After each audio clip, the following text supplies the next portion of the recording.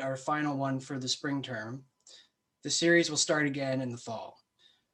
The Archival Technologies Lab is situated on the territories of the Kanesee, the Lakaway, Rockaway, the Munsee, Lenape, and Matinacok peoples. We are meeting through Zoom, which has erected its headquarters in San Jose, California. This is the traditional territory of the Miwokma Ohlone tribal nation. We acknowledge that as scholars, professionals, and inhabitants, we benefit from the continued dispossession of indigenous lands and peoples.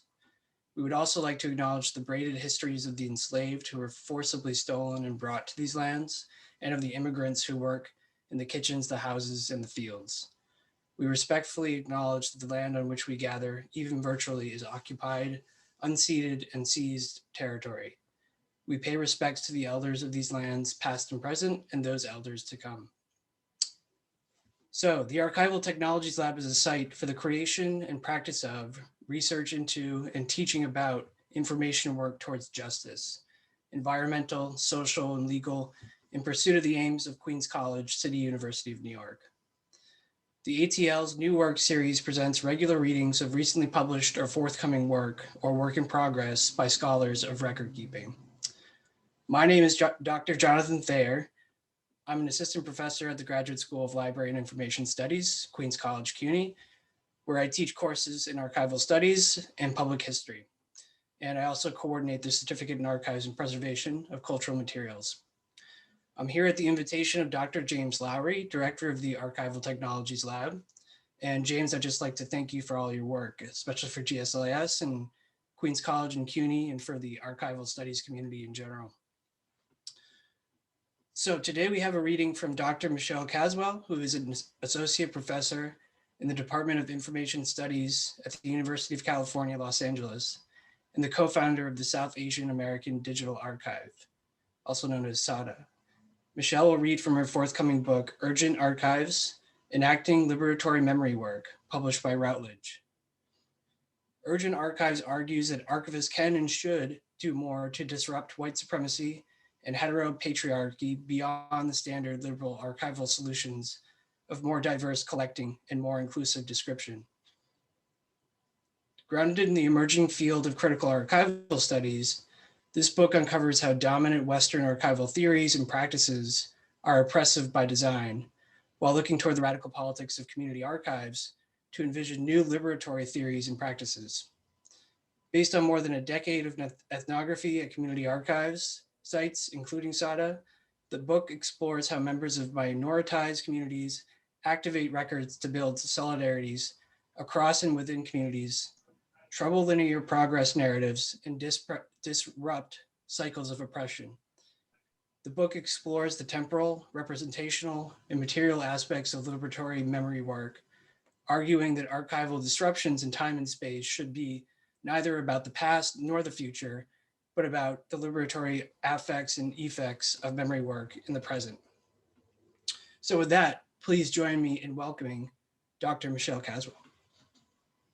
Thank you. Thank you so much for that introduction, Jonathan. I really appreciate it. Hello, everyone. It's such a delight to be here today. It's been a really long 15 months, and I'm really excited to be in your virtual presence today. So I'm zooming in today from the traditional, ancestral, and unceded territory of the Gabrielino Tongva peoples, which you might know as Los Angeles. I'd like to thank James Lowry for organizing this event and for being a fantastic and diligent series editor. So he's the series editor for Routledge's Archival Studies series. I also want to say happy birthday to Sam Wynn, who I think is out in the audience. It's Sam's birthday today. I feel like a DJ saying that. My new book, Urgent Archives, Enacting Liberatory Memory Work, is just out this week with the Archival Studies series of Routledge Press. It's so new I don't even have a hard copy yet, but I imagine I will get one soon. I'm so honored for the book to be in the same series as new books by my friends Jamie Lee and Vern Harris. The physical book, I have to say, costs a fortune, but the digital copy is much more affordable. So please consider purchasing a digital copy or asking your library system to purchase electronic access. While the book is based on more than a decade of engagement with community archives, especially the South Asian American Digital Archive, or SAADA, which I'm the co-founder of, as Jonathan said, it was written feverishly last summer in the middle of the pandemic. So my partner is an LA County emergency physician, and we have a 6-year-old son. So the only reason I was able to write last summer was because my partner's hospital had free summer childcare for children of essential staff. So I wrote as quickly as I possibly could, knowing that as soon as my son started Zoom first grade in September, I would be left again without childcare. And I still only have about 24 hours of childcare a week. So there's a 16-hour gap there. I still remain mad as hell about the expectations placed on parents during the pandemic, the failure of our systems and universities in particular to adequately support and scale back expectations for caregivers, and the long tail of the pandemic's impact, particularly on younger women faculty. And I still can't believe that I finished the book in these conditions. It's kind of a haze for me. So the book consists of 4 chapters, and I'll summarize them briefly here before reading an excerpt from chapter 4. And then there will be time for questions and discussion. I think you can ask questions via the chat, and Jonathan will monitor that. So the book argues that archivists and also users of archives can engage in liberatory memory work by activating records in 3 major ways. The first is for temporal autonomy. The second is self-recognition, and third is the redistribution of resources. And the chapters are sort of loosely organized around those 3 themes. Chapter 1, A Matter of Time, Archival Temporalities, makes the case that temporality, how we experience time and our place in it, is intricately bound to the liberatory potential of archives and memory work more broadly. In order to liberate ourselves from oppression, we must first liberate ourselves and our archival practices from dominant constructions that view time as a linear progression. The chapter uncovers how dominant Western archival theory relies on Christian progress narratives and asks us to imagine new ways of thinking about records that are not based on what I call the chronoviolence of dominant linear temporalities. Drawing on cyclical conceptions of time from Hinduism, African diasporic traditions, indigenous North American philosophies, and queer theory, Chapter 1 exposes the fallacy of the supposed universality of linear progress narratives. The incommensurability of cyclical conceptions of time from these cultures and linear progress narratives from dominant white, ethnically European, bourgeois, Christian, cis, citizen, heterosexual, able-bodied male, or WebCham for an acronym, cultures, has led the philosopher Charles W. Mills to call the later white time. What does it mean to liberate archives and records from the white temporal imaginary? How has such a white temporal imaginary shaped dominant conceptions of archival labor as preserving traces of the past in the present for the future? I want us to really kind of explode that elevator speech that says we preserve traces of the past in the present for the future. How have such tropes rooted in the white temporal imaginary become instruments of oppression in dominant archival theory and practice?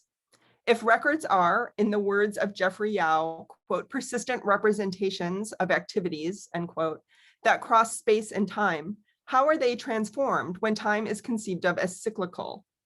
Translating a wide range of thinking about temporality from non-dominant traditions across the world, this chapter intervenes on foundational concepts in archival theory that assume time is linear and sets up the book's main theoretical contribution, namely that archival labor should be harnessed in the contemporary moment as a disruption of both dominant white progress narratives and cycles of oppression that inequitably target Black, Indigenous, people of color, and queer communities. This chapter takes particular inspiration from critical race theorist Derek Bell, who asserts that the inequities of white supremacy are fundamentally constitutive of American governance and society, rather than merely vestiges of an earlier, less perfect instantiation of American democracy that will inevitably be shed in favor of racial progress. Continuing on in the theme of time, chapter 2, which is called Community Archives Interrupting Time, I explore how community archives challenge dominant archival temporalities. Across the globe, communities have mobilized records in support of social justice activism, material reparation, and legal claims, as is well documented in archival studies literature. Contextualizing American community archives as part of this international conversation. This chapter presents empirical evidence that people served and represented by marginalized identity-based community archives in the US saw history repeating itself in the oppressive tactics of the Trump administration. More specifically, it reports on interviews and focus group data that I conducted with my fantastic graduate research assistants with Black, Indigenous people of color, and LGBTQ+ people who use community archives. Sorry, one second. Who use community archives to show how such communities are constructing their own cyclical conceptions of time in the current political moment. Across communities and community archive sites, these interviews and focus groups revealed a prevailing sense that the historic traumas communities had suffered not only was never addressed and redressed, but the same oppressive tactics communities experienced decades ago were being used in the current moment, that white supremacy and hetero-patriarchy were manifesting in the same ways as they had in the past, and that oppression that community elders had experienced as young people was happening to young people in their communities again now. Yet it will also argue that members of marginalized communities see community archives, including their own use of and volunteer labor at community archives, as a way to intervene on those repetitions of oppression by constructing what I call corollary records to denote corollary moments in time. Across communities and identities, users of community archives articulated conceptions of archives as spaces to connect past injustice with contemporary activism. In so doing, these users of community archives are constructing a new conception of time, one in which archives have the potential to interrupt and change cycles of oppression in the now. Adding representational justice to the discussion of temporal justice from chapters 1 and 2, chapter 3, which is called From Representation to Activation, explores the role of representation on the path to liberation. Using the South Asian American Digital Archive, or SAADA, as a research site, the chapter demonstrates how one community archive has leveraged representational and recuperative collecting as a form of liberatory appraisal for contemporary political activism, what I call liberatory activation. This chapter builds on and goes beyond my previous work on symbolic annihilation and representational belonging to cover the possibilities for and constraints of representation in archives. More specifically, it addresses the relationship between symbolic and actual annihilation in archives, arguing that symbolic annihilation both precedes and succeeds actual annihilation, causing the dehumanization of subjects that both creates the conditions for violence to occur and minimizes its impact after it occurs. Yet this chapter also argues that while symbolic and actual annihilation are intimately linked, more robust and accurate representation of minoritized communities is a limited and limiting goal for community archives. Instead, drawing on 3 recent SAADA initiatives as examples, the chapter argues that community archives can go beyond representation, striving for liberation from oppressive structures, including the white temporal imaginary, rather than inclusion within them. Chapter 4, Imagining Liberatory Memory Work, pushes back on dominant tropes about archivists as passive maintenance workers, neutral technicians, or handmaidens to historians, instead proposing a new role for archivists. Drawing on Gold and Harris's conception of liberatory memory work, the chapter repositions the archivist as a liberatory memory worker, activating records for the liberation of oppressed communities. The chapter outlines the material, affective, and temporal dimensions of liberatory memory work, with an emphasis on the ways that records can be mobilized in service to achieve chrono-autonomy, the ability of minoritized communities to build archives based on their own temporalities, self-recognition, the affective response to seeing oneself robustly represented, and redistribution of resources to repair ongoing harms. Throughout that chapter, I offer archivists a 2-pronged strategy of simultaneously dismantling oppressive practices and building liberatory practices. Finally, the conclusion, Liberation Now, anticipates the question, why disrupt cycles of oppression in the now if history will inevitably repeat itself? It then answers this question by way of asserting the joy of troublemaking in the present.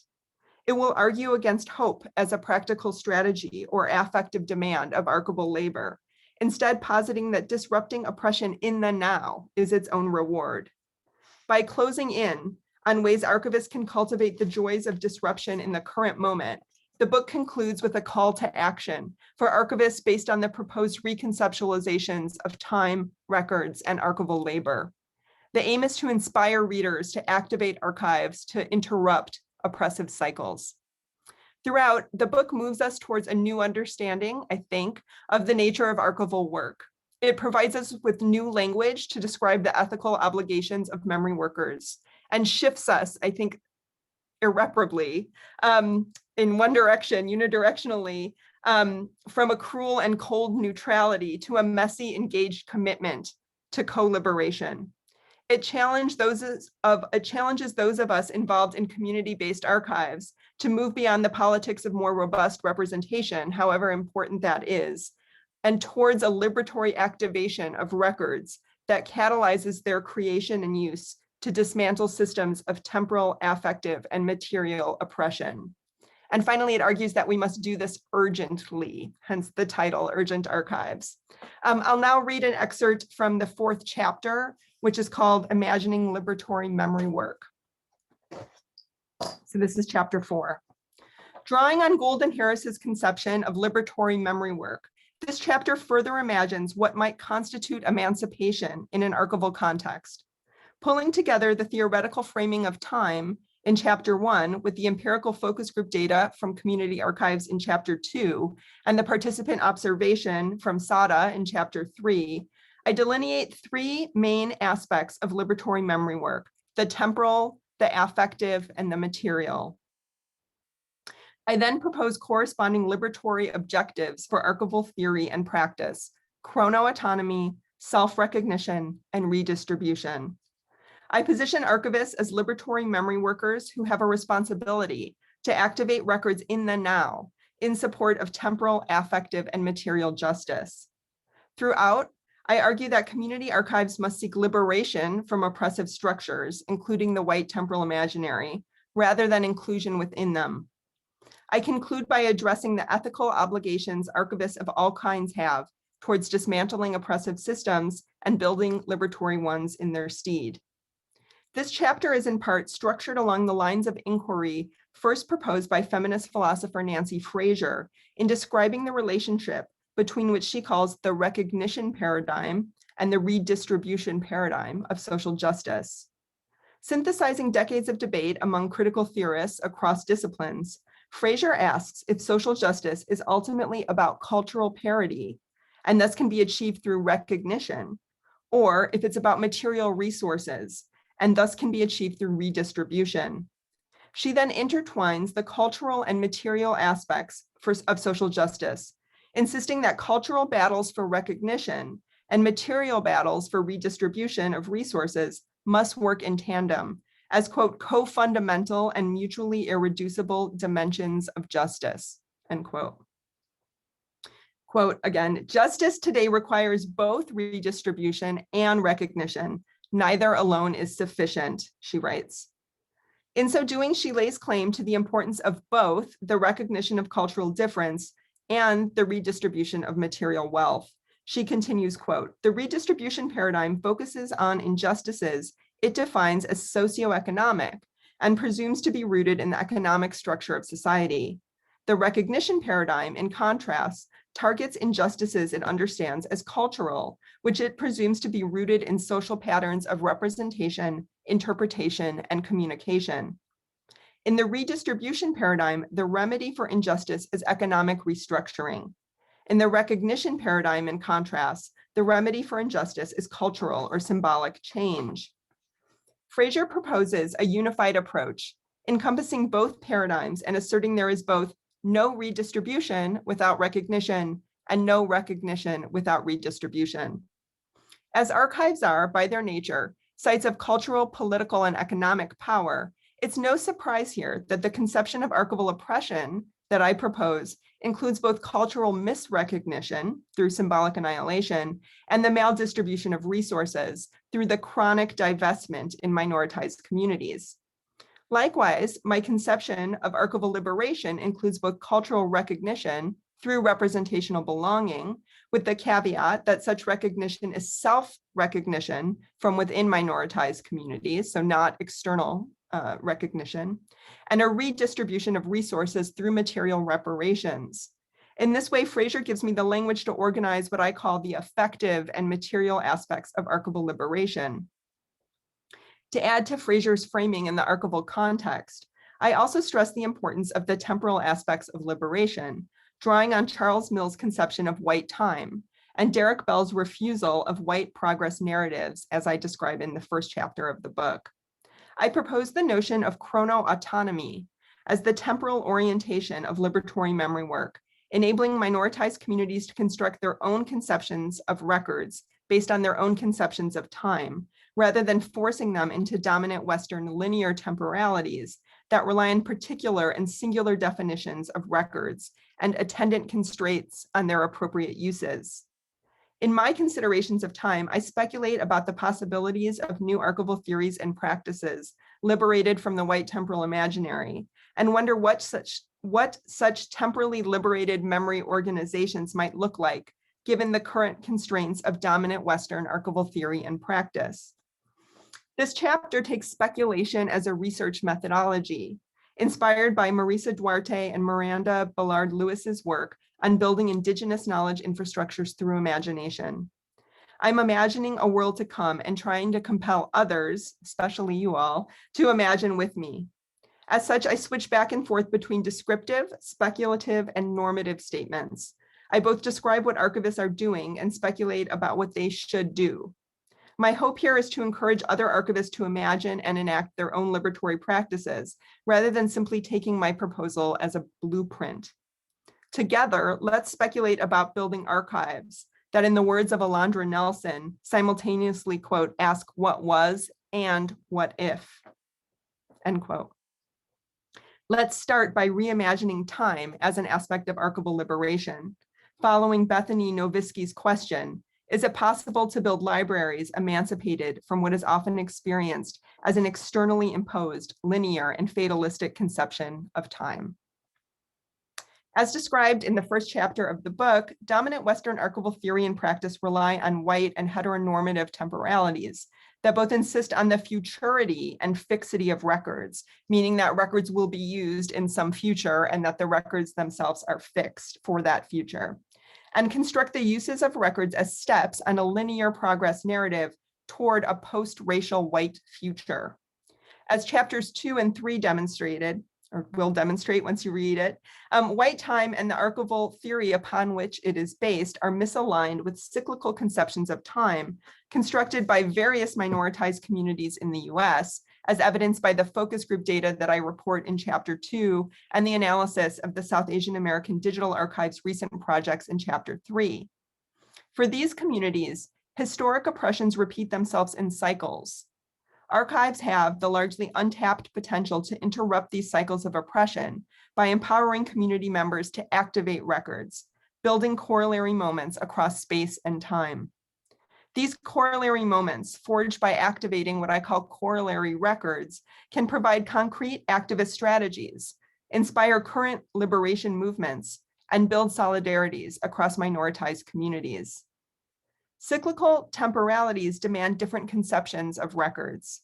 These conceptions are not bound by dominant Western archival theory's insistence on fixity and futurity, nor do they fetishize the record as evidence of a singular, completed moment in time, from which interventions like processing and use flow forth linearly and unidirectionally. Yet, as I argue in chapter 1 of the book, there will not be a single conception of record to replace the dominant Western conception. There will be a multitude of conflicting conceptions that reflect the temporal constructions of the communities from which they emerge. For example, Kimberly Christian and Jane Anderson write that in indigenous knowledge systems, records are unmoored from structures of singularity and stasis and oriented toward fluid, ongoing, and often unpredictable temporal paths, end quote. Relationality is more important than fixity in this construction. For another example, Jamie Lee's work on queer unbecomings in archives posits records as unstable, unsettled, and unfinished. Likewise, Tanya Sutherland's work on intangible cultural heritage in both Trinidadian and Black American performance traditions dispenses with the requirements for fixity and materiality in examining what she calls event-based records. These conceptions do not rescue dominant Western archival theory by amending it. They dismantle it and propose entirely different and simultaneous genealogies and trajectories. In chapter 1 of the book, I propose the term chronoviolence to describe the ways the dominant linear temporality attempts to steamroll over the non-linear temporalities that emerge from minoritized communities. A linear temporality is enforced in a plethora of ways, including, but certainly not limited to, the enactment of dominant Western archival theory and practice, with its reliance on the white temporal imaginary. Here I propose that the key to disrupting the chronoviolence of white time is chrono-autonomy. Chrono-autonomy enacts a form of temporal justice by acknowledging that minoritized communities construct their own archival temporalities in opposition, or sometimes in indifference, to dominant Western archival theory and practice. Chrono-autonomy is a refusal or negation of the imposition of white time brought about by colonialism, white supremacy, and hetero-patriarchy. Chrono-autonomous communities build their own archives based on their own conceptions of temporalities and their own needs for records. Such theories and practices are most apparent in the US context in the varying theories and practices of community archives representing and serving minoritized communities. Moreover, the extraction of archival theory from the white temporal imaginary sets in motion a series of new archival relationships with time that extend beyond the definition of a record. For example, in the realm of archival description, Duff and Harris, quote, would not position archives and records within the numbing strictures of record keeping, which posit the record as cocooned in a time-bound layering of meaning, and reduce description to the work of capturing and polishing the cocoon. In contrast, they write, quote, a liberatory descriptive standard would posit the record as always in the process of being made, the record opening out of the future. Such a standard would not seek to affirm the keeping of something already made. It would seek to affirm open-ended making and remaking. Description, liberated from white time, is fluid, relational, multi-directional, and ongoing. Nonlinear temporalities also disrupt dominant Western preservation practices that assume the desirability and possibility of fixing a record to a particular moment in time with as little degradation as possible for perpetuity. Records change with time in nonlinear temporalities. Liberatory preservation practices accommodate these kinds of temporal shifts. Trevor Owens's work on digital preservation positions the archivist in an ongoing position of temporal flexibility with the record in the ongoing process of being preserved. He writes, quote, nothing has been preserved. There are only things being preserved. Preservation is the result of ongoing work of people and commitments of resources. The work is never finished, end quote. I would add, nor is it inevitable. Chrono-autonomous communities can decide for themselves the desirability of preservation, interventions based on their own needs, uses, and conceptions of records. Not every record is meant to be kept, nor kept indefinitely. Most importantly, reconceptualizing temporality changes the reasons why archivists do their work. Chapter 1 outlines how even the most progressive white archivists have relied on linear progress narratives to explain the impact of their work. By documenting traces of the past in the present, the sentiment goes, we can help bring about some better future, as I described in the previous chapters of the book. Yet in white time, the past and the future are both tools of oppression. The past is an excuse, the future is an abdication. White time constructs the past and its attendant oppression as over and done. The white temporal imaginary asserts that we have progressed beyond certain egregious forms of oppression, such as chattel slavery and the genocide of indigenous people. If we are post-conflict, to use a term from the international human rights community, then the conflict has ended and we can and should move on. Yet, as countless Black and Indigenous scholars and activists have posited, the past and its attendant oppressions are not over. Chattel slavery has morphed into mass incarceration. Indigenous North Americans are still dispossessed from their land. Quote, the event is still ongoing, to reinvoke Christina Sharp's words. Addressing societies in which there is no formal transition from an authoritarian past to a democratic present, as in Canada and the United States, First Nations scholar Glenn Sean Coulthard shows how invocations of the past are used to deflect white responsibility in the present. He writes, quote, state-sanctioned approaches to reconciliation tend to ideologically fabricate such a transition by narrowly situating the abuses of settler colonialism firmly in the past. In these situations, reconciliation itself becomes temporally framed as the process of individually and collectively overcoming the harmful legacy left in the wake of this past abuse, while leaving the present structure of colonial rule largely unscathed, end quote. Attempts to frame oppression as the past ignore its ongoing reality. The past becomes yet another tool of oppression, a way white people spectralize, and that's J.J. Gutter's word, Indigenous people in archives, and distance ourselves from and deflect taking responsibility for white supremacy in the present. Quote, the past is a move towards settler innocence, as Tuck and Yang might describe it. Dominant Western archival theory and practice developed in the crucible of white supremacy rely on and are complicit with this temporal framing, as chapter 1 of the book details.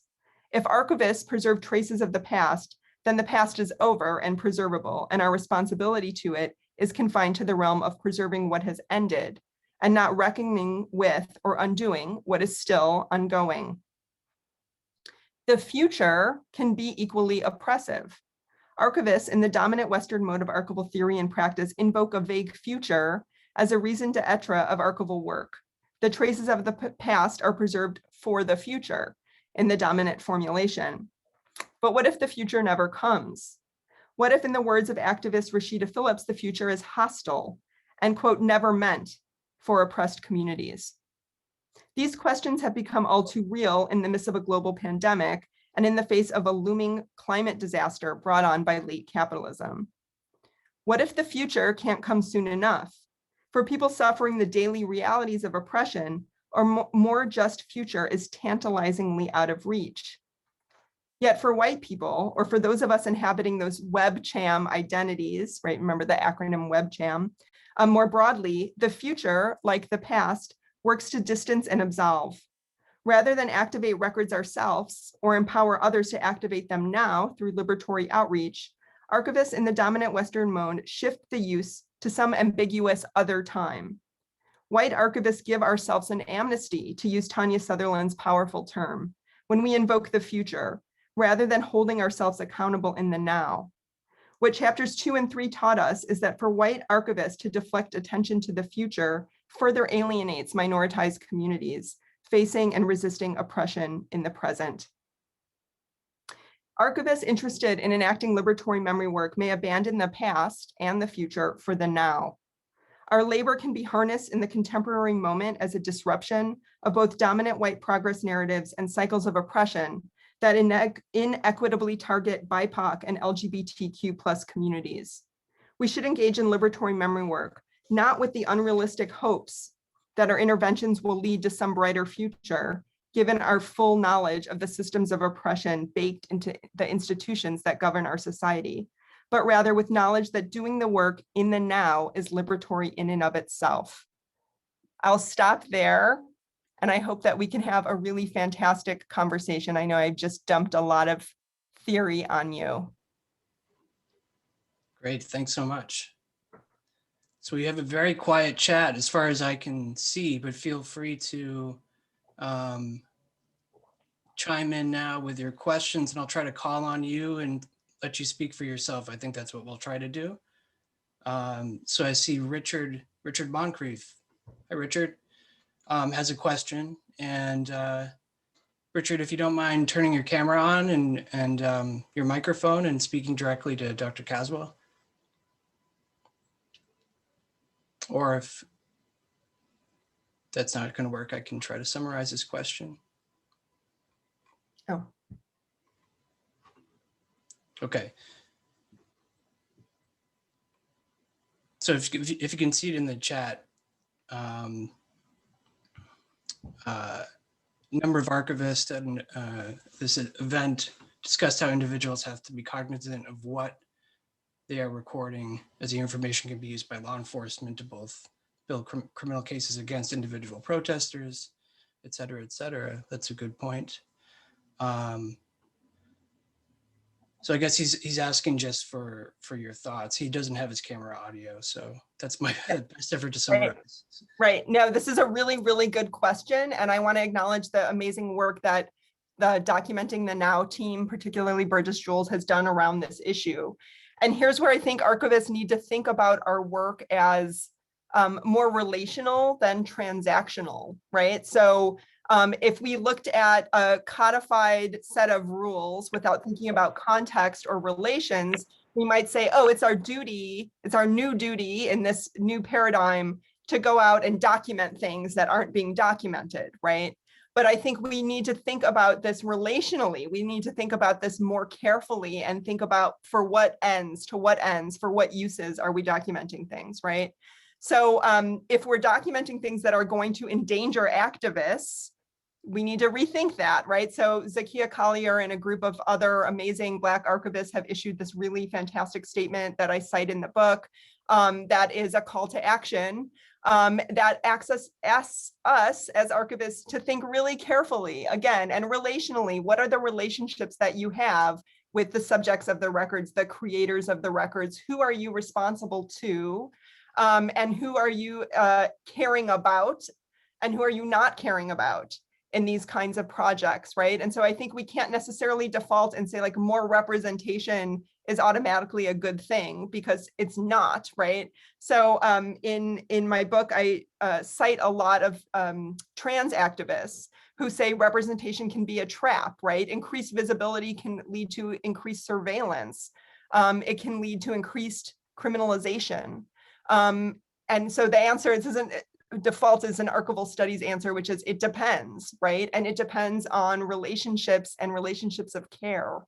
And so I think we just need to think really, really carefully, which is why the book doesn't have like a series of here are 10 things you should all be doing.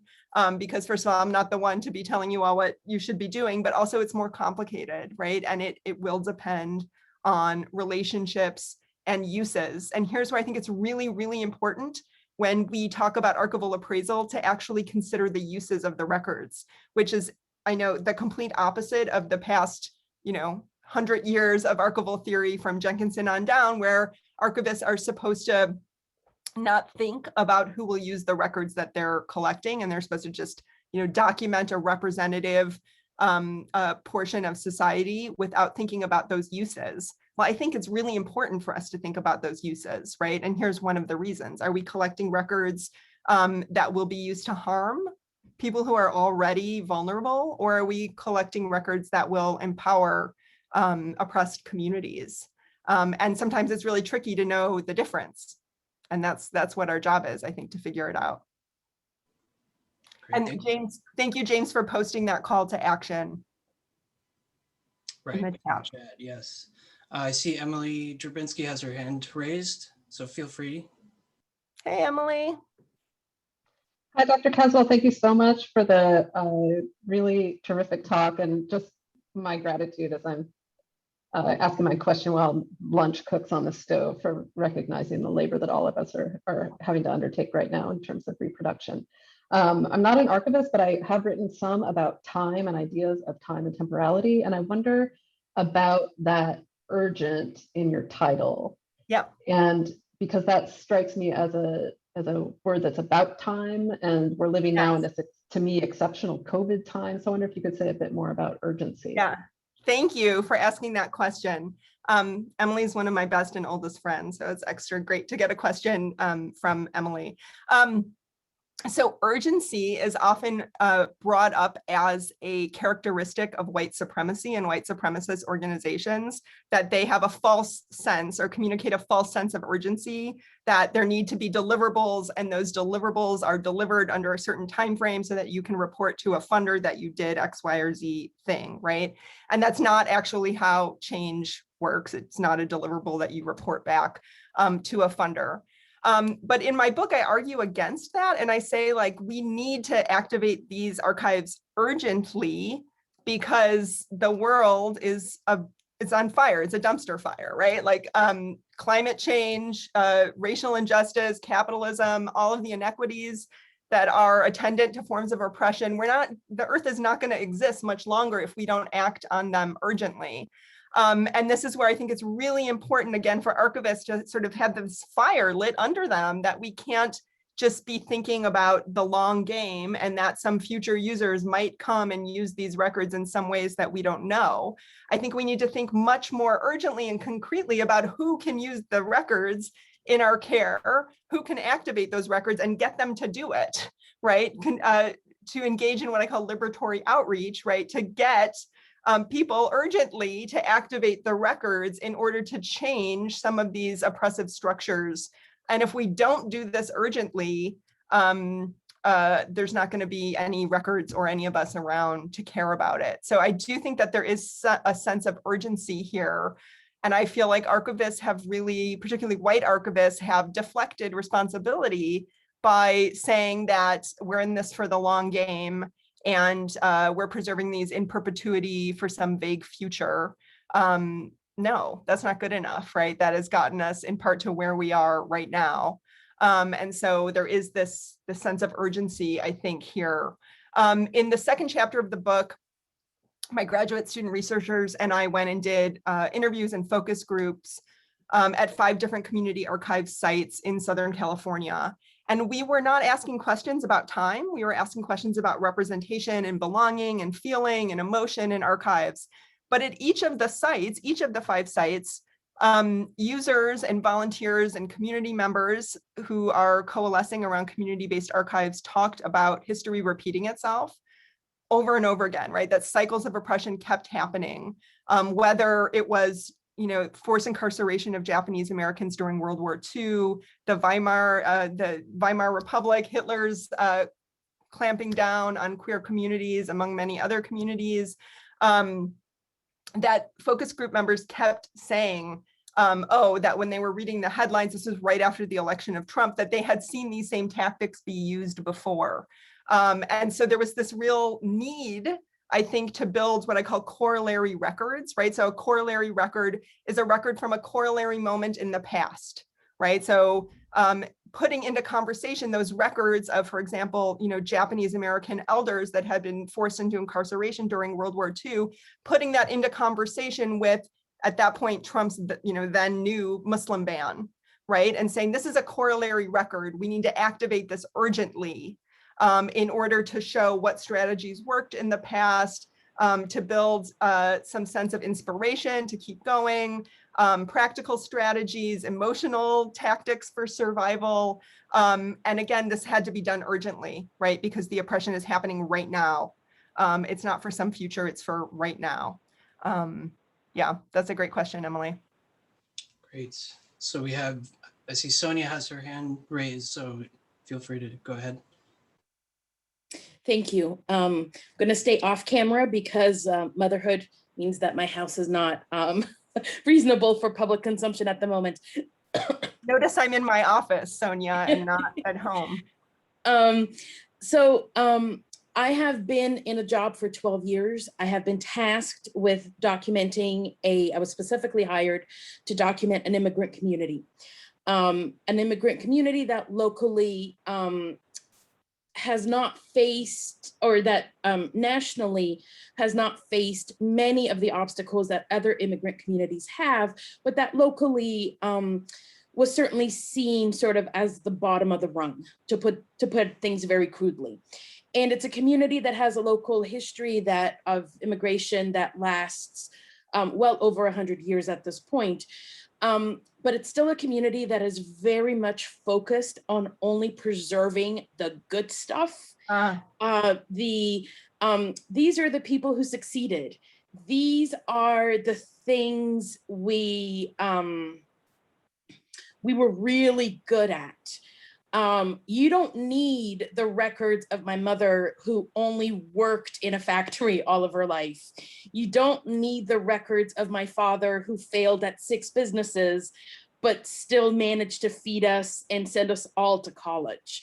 So I guess I'm looking, and I've looked very far in the literature to see if anybody's addressing this when we're talking about community archives, specifically in the British literature, because they've been doing this a little bit longer than we have here in North America. I'm just looking for your perspective. I haven't been listening to the community, and I've been going out of my way to documenting the whole story, because I do think that there is that temporal thing where if I don't do it now, it's going to be gone. I've already lost things in 12 years, but I'm just looking for your thoughts or your feedback on that kind of community. And as much as the community wants to be remembered, it is shaping its memory in what I archivally and public history wise, consider a very problematic way. Yes, that is such a good question, Sonia. Thank you for asking it. So I talk in the book about the sort of evolution of SAADA, the South Asian American Digital Archive, under the direction of the other co-founder, Sumeet Malik, who is just fantastic, right? Just a fantastic community engaged archivist. And I think initially our impulses when we first started SAADA 13 years ago were recuperative and were what I would call celebratory, right? That like we wanted to collect the firsts, right? So the records of the first South Asian American congressman. Like, did you all know there was a South Asian American congressman in the 1950s from California, Dalip Singh Sound, right? Or the first grocery store, Patel Brothers, right? And Devon in Chicago. Like, we wanted those celebratory firsts. We wanted to recuperate those kinds of lost histories. And that's important. I'm not saying it's not important, but I think we would have failed if we had stopped there, right? Because the community is so much more complex than those celebratory firsts.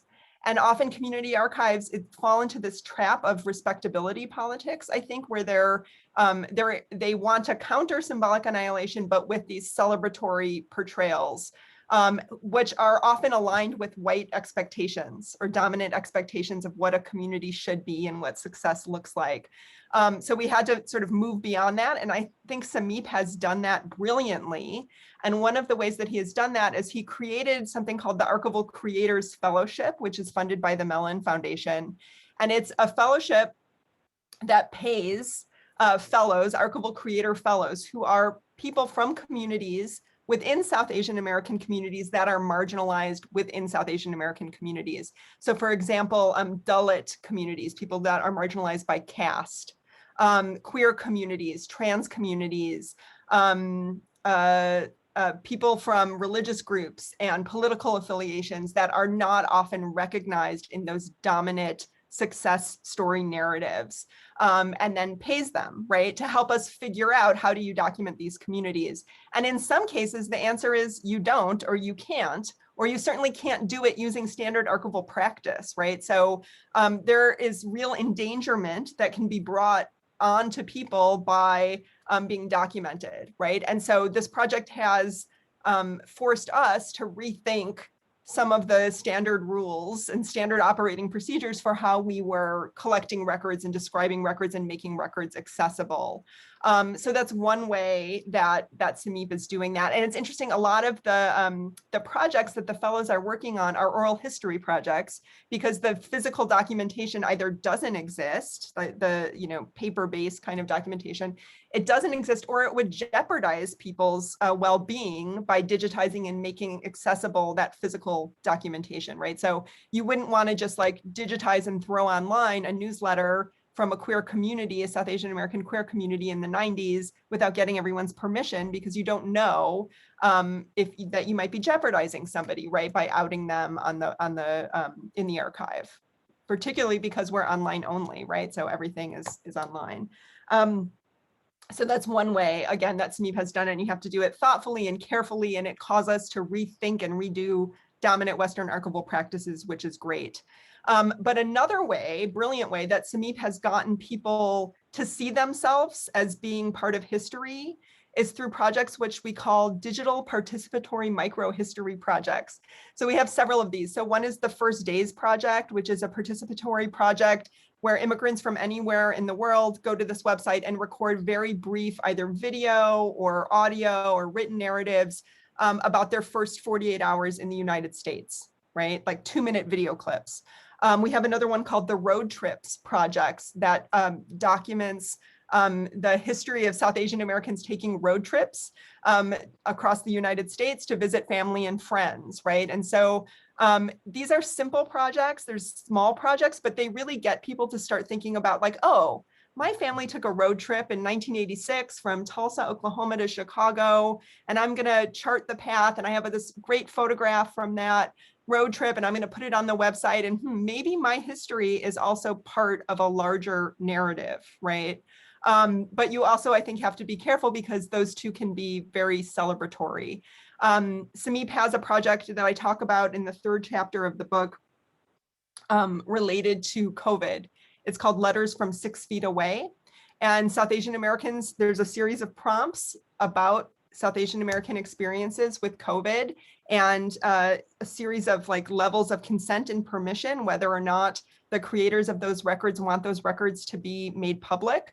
And the records are mailed back.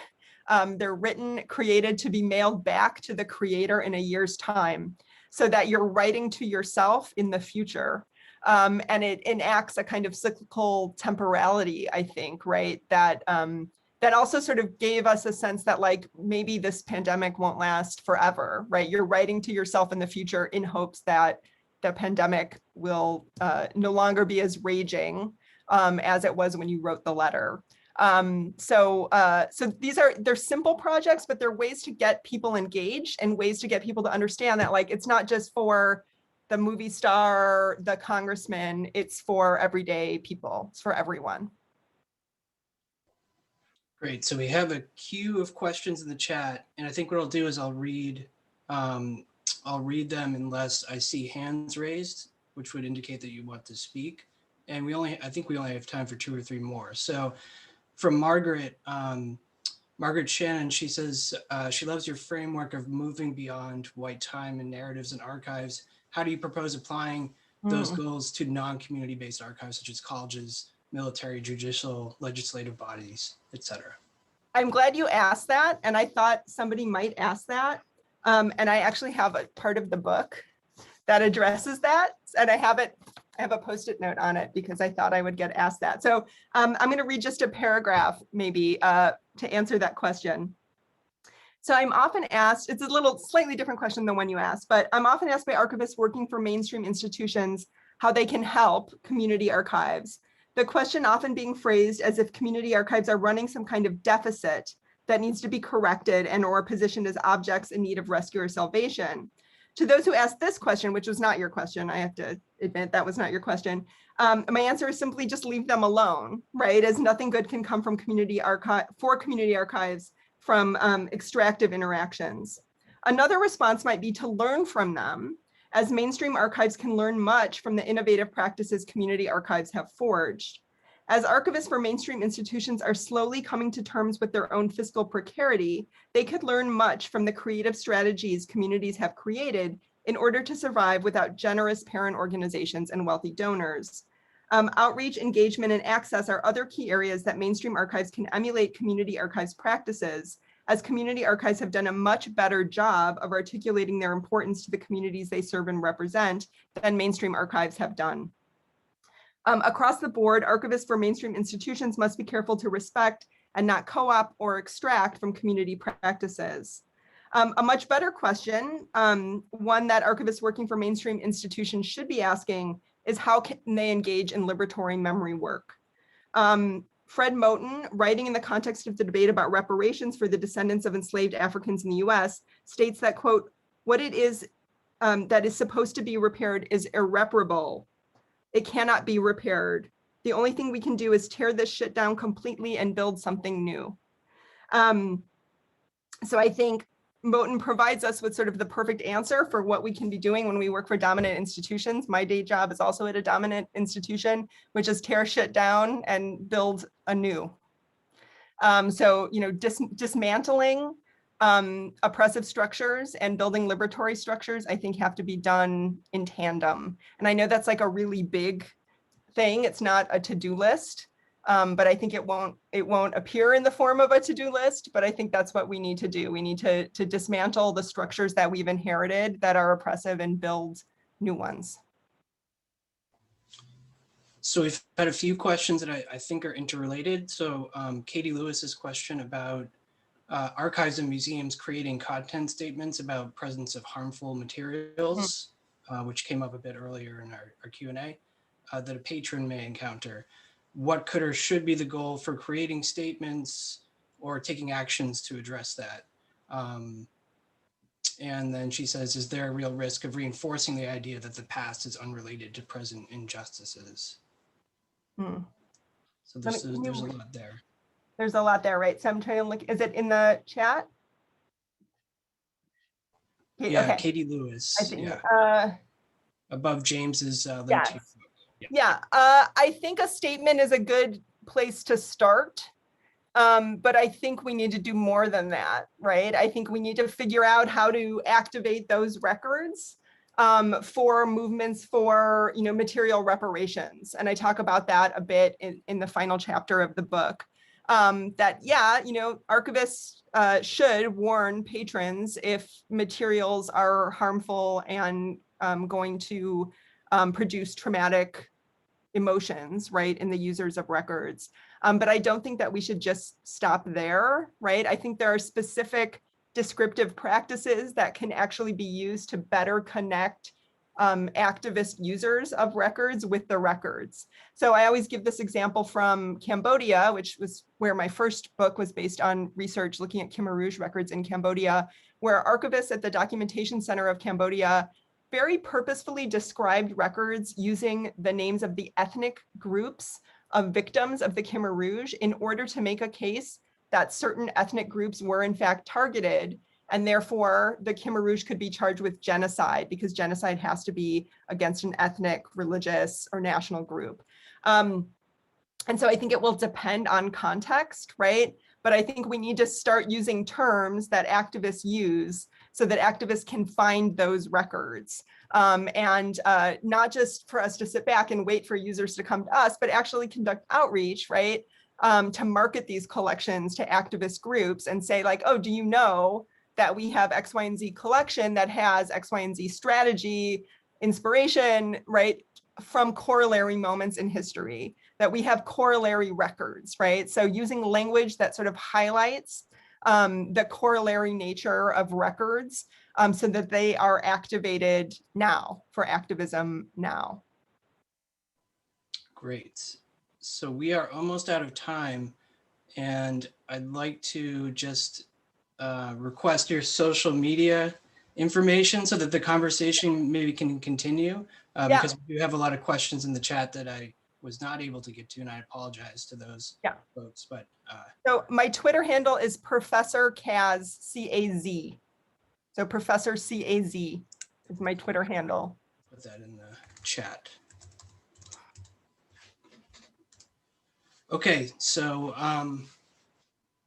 thank you very much for that reading, and the book sounds fantastic. I think we're all anxious for it to come out and get our hands on a digital copy maybe, or perhaps even a hard copy. But really wonderful Q&A, and like I said, let's continue the conversation either in sessions like this or on social media or through publications like Dr. Caswell's book. So thanks again. Thank you all for coming today. I really appreciate it. Okay, we're going to sign off. Thank you.